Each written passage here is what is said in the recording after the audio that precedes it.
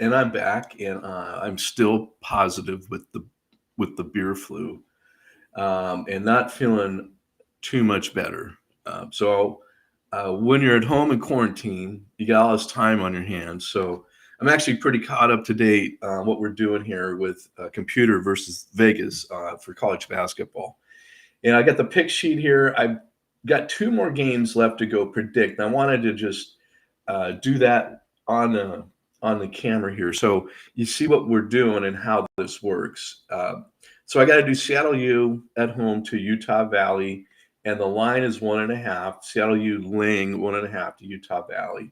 So what I'm going to do is I got to set this up first. So um, I got to set the pairing up here. So here's Seattle U and Utah Valley. And so I'm going to go grab Seattle U's overall power rating. And the longer you pay attention to this, the easier the jargon is to pick up. This is Seattle U's overall power rating, 10.7. And I also going to need to know how many games they played. So there's 5, 10, 12. So 10.7 and 12. But I, I auto sum that, so it's going to fill that in there. So 12. And points for, this is for the season. Let's go into the whack.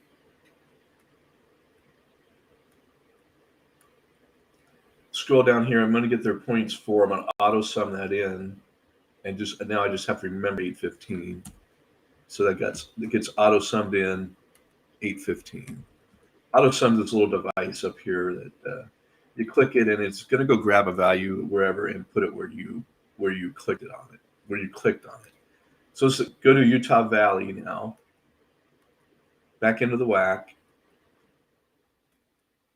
And they're all the way down by the lonesome down here.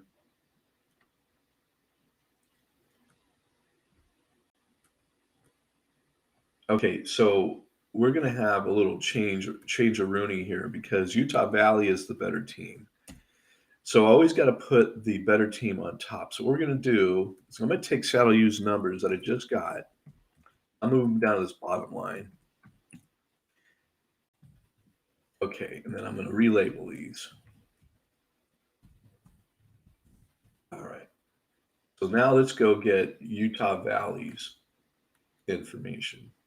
So I think what we're going to have here is a money line opportunity, which I'll explain.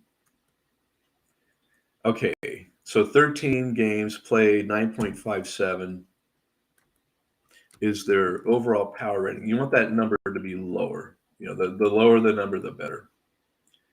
Now let's go get their points for and against for the season. And again, I'm going to auto sum it in one of them, so I only have to remember the other one. So 861.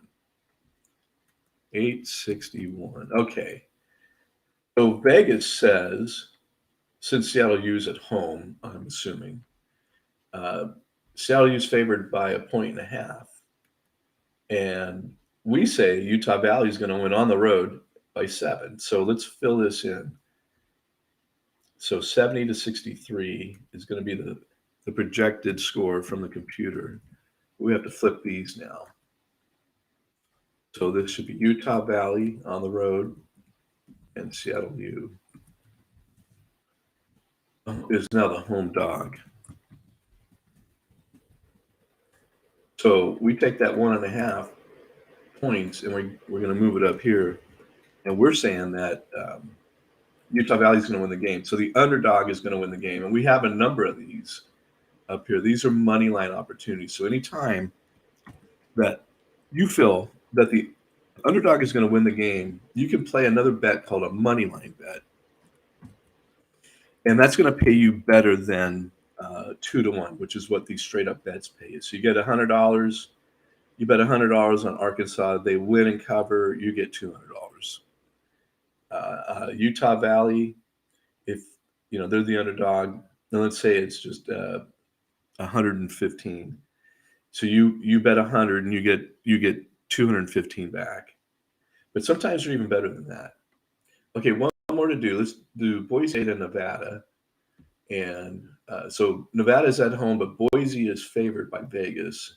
Just double checking it. So it's down to half a point, but I got this point and a half. Let's see. Now I have the option of keeping that point and a half or reducing it down to half. So let's go take a look here. So Boise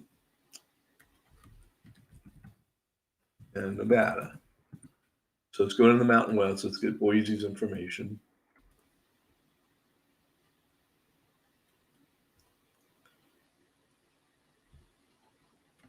Slide it on up here. So 8.64 at 13 games. There's already a 13 there. So move on to points for and points against. And 758. Go check out Nevada.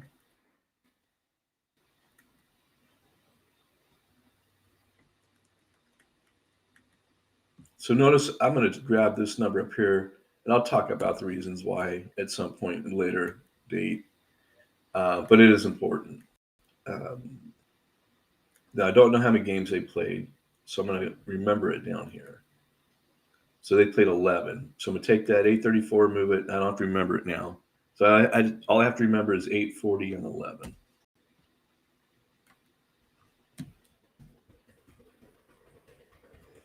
Okay, computer says Boise wins on the road 72-58. I got no reason to doubt that. 72-58. Now, remember, I had that option. When I peaked last night, it was a point and a half, and the line is now down to half a point. Do I really need it? No, but I'm going to take every advantage I can, and I'm gonna go ahead and buy that bet right there. So we say Boise's going to win and cover. So before we get into tonight's action, which all these other games are tonight's action, I thought we'd just do a little review because I think the computer's starting to get a little warm here. Let's go take a look at yesterday.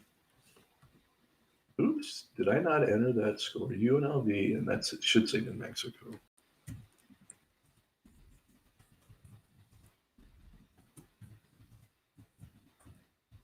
I maybe didn't enter that score because normally I will turn that. So let's go enter that. UNLV 85, New Mexico 56. Yeah, I did enter it. It's there. Yeah, 56-85. I just forgot to darken that in. So let's do that now. Details, folks, they're important. Okay, so 20-17, the computer went last night, and again, as I mentioned, the more the data, the sharper the computer is going to get, and you can see we're starting to mount some. These are not awesome numbers, but they're heading in the right direction. If you go back down here, 22%, 37%, popped up to 51, but down to 37, 47, 44. We had a 1 and 8. The one was a money line. Then we went 50, 54, 57, 50, 54, 50. So we stayed consistently in the low to mid 50s. And we briefly went down here to 42%. Now we're back up to 54. So since we started doing this, it was December 28th. We are now 217 wins and 219 losses. So we're moving out on that 50% for the season. And that's overcoming the poor start that we had, which you can imagine. I mean, you're going to have a poor start. You just don't have the data that you need. And this is why I like the 19 money line plays that have converted.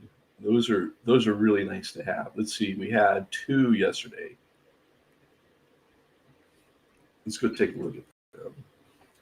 So yeah, Toledo. This is really interesting. So Miami of Ohio was at home to Toledo. Computer said Miami of Ohio wins 75-67, and it was 75-72. So pretty darn close, computer. And Miami was given Toledo a 1.5. We said Toledo would win the game. That's exactly what happened, and we got us a money line win. This game, I knew it would. I just absolutely knew it would go this way because, folks, that's a monster right there. Awesome team, monster. Auburn is so good. But it was at Tuscaloosa, so Vegas being Vegas, the home team always gets the edge. So Alabama was laying 2.5, and Auburn scooped them up, and the computer said 77-70. And I can't remember, did this go into overtime? I was getting pretty punchy because I got the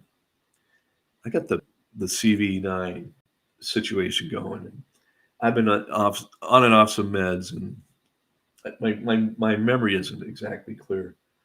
But they did pull it away. I think it was in overtime. They pulled it away and got us another money line play. So uh, good job on the computer there. Now for today's action, we've got all kinds of money line opportunities. Now, will they convert? Well, we'll see. I mean, we've got a pretty good track record of hitting these money lines, but we're also due for a little reset. A little pushback. Uh, just seems how this goes in spurts, and then you kind of get to the point where it will reset itself down again, and the computer's learning more. And then I'll give you an example. So the computer was in love with USC, and they were undefeated, and they were kind of poo-pooing Stanford, but then USC went to Stanford, and it was like a 73-58 computer prediction for USC.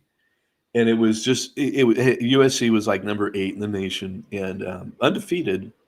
So you can kind of see why the computer would feel so strongly. Uh, but Stanford actually won that game, which I kind of thought might have been the case because the home team, the home court advantage, and that's what happened. So that's the computer now needs to learn from that. Like, you know, um, it's like green light go USC. You're undefeated. You're going to stay undefeated the rest of the year. You're the greatest. And then they hit a little adversity, and now the computer needs to really learn from that. So, and it will. Um, no, I shouldn't. Probably not going to cover all these games. Uh, there's some that are really interesting to me. Uh, Xavier and Villanova at Xavier. The computer agrees with Vegas that Villanova will probably win on the road. They say 1.5. We say 1. So we're razor's edge here, and we're pulling for Xavier tonight for sure. Um, Chattanooga is a really good team. They're really good, and Western Carolina is kind of not bad. Uh, but it's at Western Carolina, and we still say Chattanooga with the 25. I don't know about this one. Vegas says 12.5, and I'm just uncertain about it. But Chattanooga is a very good team. Okay, Notre Dame at home to Clemson. Clemson just has better numbers. Uh, so Notre Dame being at home, they're going to get the edge from Vegas. So they're laying 2.5, but computer just says no. Clemson's just simply the better team. So we've got them in a money line opportunity here. We're betting Clemson to win the game. And if they don't win the game, we still get 2.5 points. So we could still bet the straight up bet and lose the money line. I hope that makes sense. And we're a nitpicker for these things. So Duke and Wake Forest. So Duke at Wake Forest. Duke favored 4.5. They're coming off of a bad loss. I think it was, what was it, Miami and Florida. They lost at home. And it's not like Duke to lose 2 games in a row, especially with Coach K's farewell tour. So I think that Duke is going to be ready for Wake, and they play in each other's gyms a million times. They're not that far away from each other. Yeah, I think the Cameron Crazies will invade Wake Forest and get the Dookie boys, get them all riled up. So I feel pretty good about Duke prevailing here and covering. Fordham and Duquesne, Fordham at home. This lines up really well. We think Fordham's a better team. It's a 1.5, which is manageable. 3-point victory. Yeah, that should be a solid play right there. This one I'm not so sure about because I like Cincinnati, and they're at home to East Carolina. It's 10.5, but the computer only says 10. So I'm in a situation here where I have to play the dog with a half-point edge here to not lose by any more than 10. And I'm not so sure East Carolina is a team to trust on that. I think Cincinnati's going to roll here, but that's just my opinion. I'm not half as smart as a computer. But that's where we're at, and that's the thing with this contest is I have to play what the computer says. Now, the only thing I can do is play around a little bit with the lines. And when I say play around, if I see it printed, so I'll be looking at lines for tomorrow night, today, and get those early lines, and you get some advantages. So there's been a game flip. If I come across it and remember, I think it was Memphis and UCF. Uh, that game flipped, and then I have the option: do I take what I saw the night before, or do I take what's current? And I do withhold that right to do that. So you can look at it like I played two bets there. Bought the ticket the night before, and then you know thought differently and bought it the other way the next day. I know it seems silly, but I just need to give the computer every advantage, because what we're trying to do here is not easy, because Vegas is good. So we're trying to stick strictly with what this computer says, and overcome the advantage that Vegas has, where they have human oversight. So I'm assuming, I don't know, but I'm sure they got their computers that are feeding them info. But then, oh, the point guard twisted his ankle, won't be starting tonight. Oh, see, a human knows that, the computer doesn't. So a little bit of human factor there. I can't adjust for that, where Vegas can. So that a little bit of a disadvantage for the computer there. But we're trying to get up in the 60% winning area. 60, we're actually trying to get higher than that, but 50, we're just going to live with 54% for the season, just at 50%. But I'm not in love with this pick. Wilmington and Elon, both teams are not spectacular. Wilmington's at home, which we ran the numbers, and it's a half-point edge here. 1.5 says Vegas. We say 2. So it's the slimmest of margins here that we're taking UNC Wilmington. Furman and East Tennessee State. Yeah, I like this play, because Furman, I don't know, man. I don't know that they've really played all that well. East Tennessee State's played pretty well. So Furman has the better numbers, but they're at Furman. That's a lot of points to be given up. And, I saw this ended at 8, and I said, good. I want East Tennessee State. I think they're going to be competitive in this game, and they're not lose by 8. So we jumped on that. This should say North Carolina A&T, not UNC. If I click on it here, you can see up here, North Carolina A&T. They're not a bad team. Hampton is a bad team. So at home, this is an easy pick. In my opinion, that's a super easy pick. So LSU on the road to Florida, and as much as the computer likes Auburn, man, it just loves LSU. LSU's got some monster numbers. So 1.5 to feed this monster, no problem. We think LSU's gonna show up at Florida and just hand it to them. UMass and Albany, UMass Lowell in Albany. I thought Albany had the better numbers, but as I ran the numbers, UMass Lowell has a little bit better. It's only a 1.5. We think it's going to be 10, so we went with the UMass Lowell. So yesterday, UCF was giving Memphis a 1.5. Now today, and I'm going to do something here I try not to do. I'm going to stop the share, and I'm going to re-pick up sharing over here on CBS Sports. This is where I get my lines. And I'm just going to type in UCF. Now today, UCF is getting a 1.5 from Memphis. Okay, you see how that works?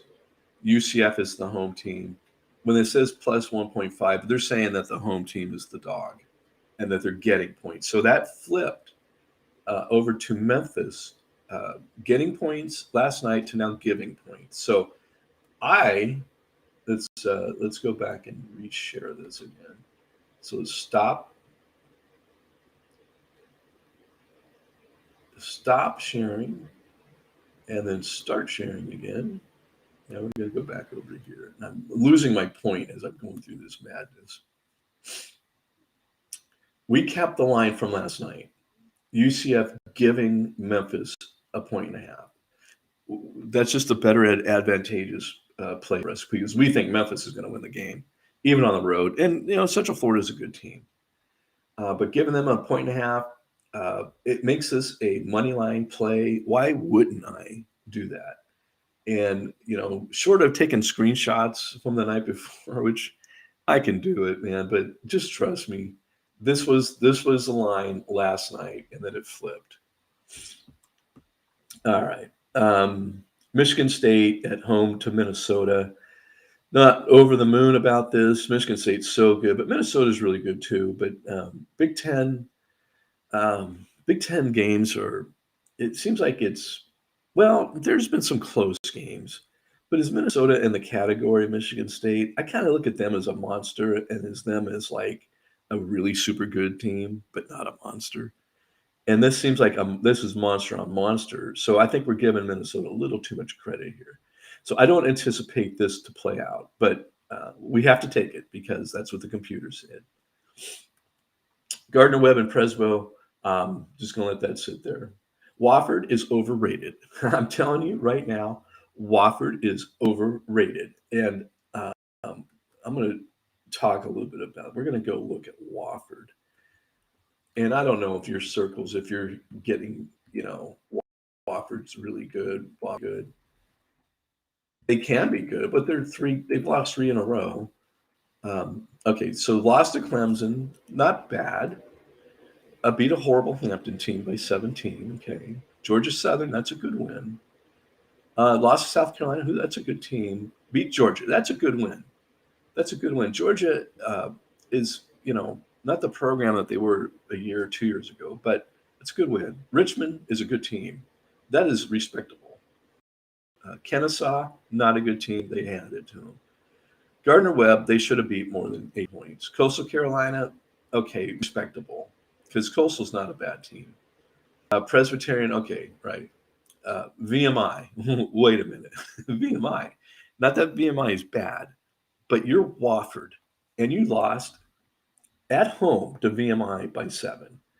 And I remember I said Chattanooga's good. Chattanooga is good. And then struggled to beat UNC Greensboro. So I'm not sold on Wofford. And I'm jumping off me personally, I'm jumping off of the Wofford is awesome train. And it looks like the computer is starting to waver a little bit on it because Sanford's nothing special. But we got the dog here at Wofford. They got so much to prove. I don't know if it's the hype or if I was just misreading how good I thought Wofford was, but they got some explaining to do. In the meantime, we're going to take the dog here. Rhode Island, really good team. St. Joe's, I don't think I agree with this. In fact, it's 8.5, and we say St. Joe's loses by 6, so that's the play. But I really think Rhode Island's gonna exceed that 8.5. That's my personal opinion. Vermont is a good team, and Stony Brook is an adorable little school that offers a men's Division I college basketball program. So we think Vermont's going to cover there.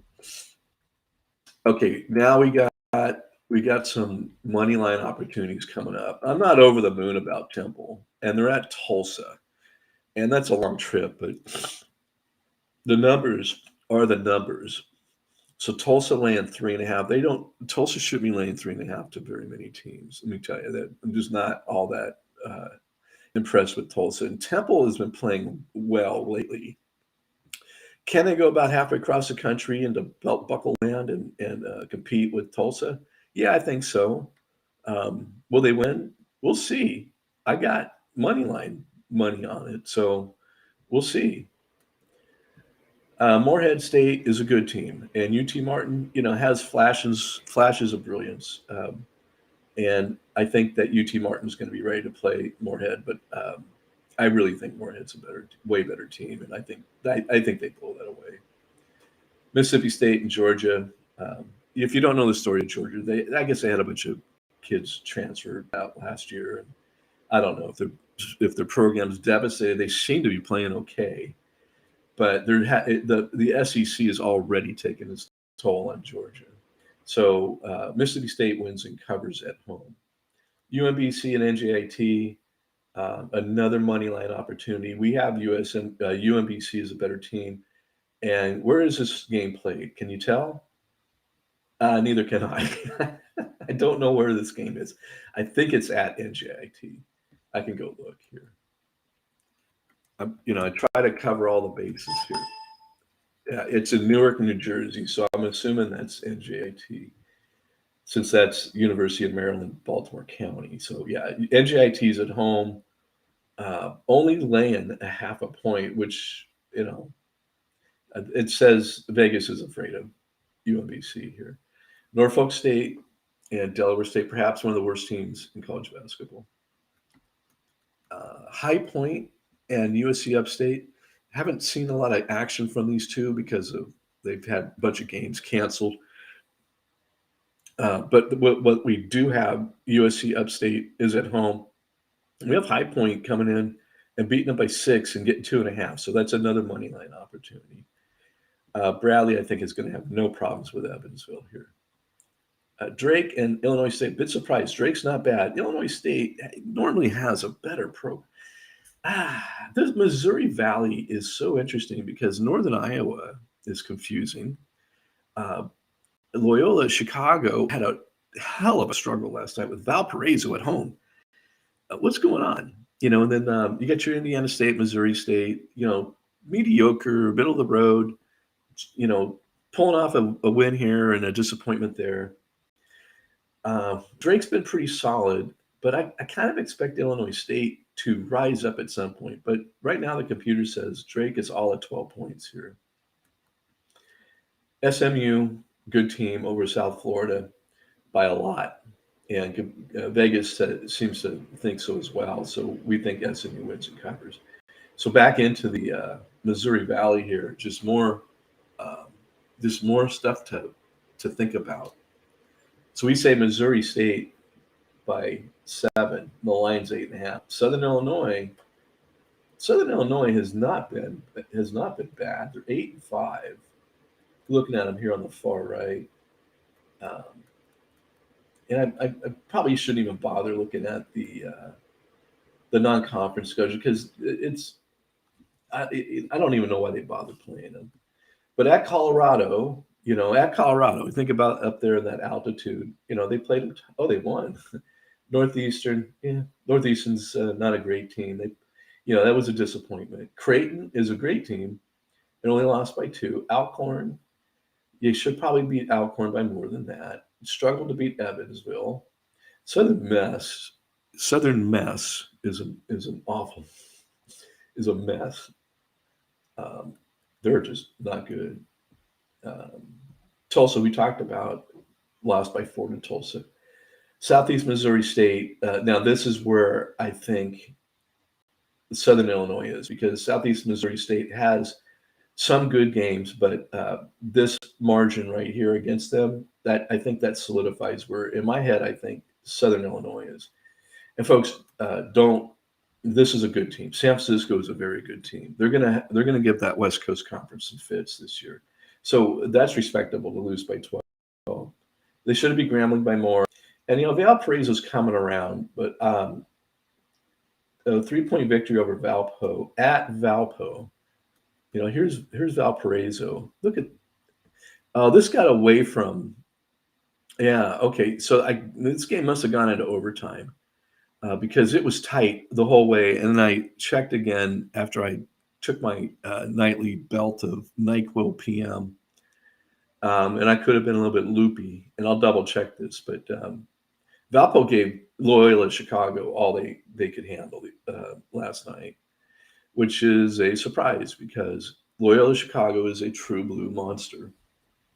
But anyways, getting back to this, I like this play. I think Southern Illinois is going to represent themselves well against Missouri State, and I don't think 8.5 is going to scare them. So I'm not crazy about this. I like Wichita. Tulane has got some bright moments, but we're at that razor's edge margin, that half a point. So we took the dog here. This was interesting because Utah State's been a disappointment lately, and I'm surprised because Colorado State's a terrific team. I'm really surprised at this. So we're taking the dog here. and I'm not crazy about it. UConn is a bona fide monster, and 11 and a half, no problem. At home to St. No problem. What's going on here? Why does that say that? Let's Google Doc that out of here. Why does it say that? There we go. Okay. So this is interesting. So Boston College, we say it's a 1 point game. Boston College and Georgia Tech at BC. We say it's a 1 point game, and it looks like Vegas agrees. So we're walking that razor's edge. But I feel good that Boston College is at home. Northwestern and Maryland, going to be a tight one. 3.5's the line. I think Northwestern prevails there. So Arkansas hasn't really given us a lot to be optimistic about, but Missouri is awful. And I don't know how Alabama lost to Missouri because they have been awful. So I think, but yet they beat Alabama. It's just crazy. That is the nuttiest game of the year. I thought Texas Southern walking into Florida and walking out with a 15-point victory was crazy. But I don't know what the money line play would have been on Missouri beating Alabama, but it had to be huge, and they did. They beat them.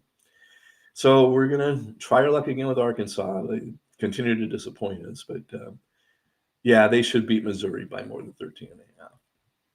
Not crazy about this because I don't know how well we can trust NC State, but their season's on the line here. Their back is against the wall. They have to start doing better, or they're out. And they're playing at Louisville, who is a good team, but I think they're gonna on the road. It's just forces working against them. But according to the computer, that half point gives us reason to believe in the Wolfpack. This game I don't know about because I really like Kansas State. And this game is at K-State. TCU is a good team. They've been a really good team. They have better numbers than Kansas State does. And K-State at home laying 2.5. We think TCU wins by 3. That's what we say. So it's a money line. We got 3 in a row here. Virginia and Virginia Tech, just better numbers. Virginia Tech just has better numbers. I know that the game's at Virginia, but a 1.5 kind of indicates that Vegas is a little nervous about it. Whereas we're not nervous at all. We think Tech is a 9-point better team, even on the road at Virginia. So that's another money line opportunity. This is ridiculous. Washington has proven nothing. Cal has been pretty good. We say it's a 10-point road victory for Cal. And Washington laying a 1.5. Get out of here with that craziness. That's based on what? Why would you get out of here? That's just stupid. It's like Vegas is like, here's a winner. Just take it. Cal Baptist and Dixie State. I just let the numbers do the talking here. So our play. Santa Clara is a good team. Pacific is not a good team. Pacific will never be a good team because there's no commitment to winning at Pacific. And every year they turn in just less than mediocre teams. And there's just no commitment there. So when there's no commitment, there's no heart, there's no desire. When a Santa Clara comes rolling into town, this is not a problem. I'm sorry, but Pacific is just, I've never, ever in the history of covering this, which is, I don't know, 15, 18 years, has Pacific ever had a decent team? Okay. I don't mean to be a jerk, but give me something to hold on to, Pacific. Otherwise, just get out of the way. Go drop down into Division II. Utah. Okay, so we did this at the beginning of the program here. Utah Valley is the better team. They're at Seattle. We think it's 7 points. Seattle is laying a 1.5. We like that play, Utah Valley, to win and make our money line play. And we like Boise State all day long versus Nevada. So that's going to do it for the picks for Wednesday, January 12th. And we'll do a little live stream. when the games are going live. So it'll be later tonight. But I always like to get these prediction shows out, get them out there, so no funny business can happen. I can't go around changing stuff because I've already put it out there. But is tonight the night we're gonna overcome this? We'll see. I think we're due for another setback, another 42% performance, but we will see. I'm not crazy about a lot of these picks. That's why I say that. So, well, that's going to do it for now. Thanks for checking in. Hope you guys found some use to this, and we'll see you tonight on the live stream.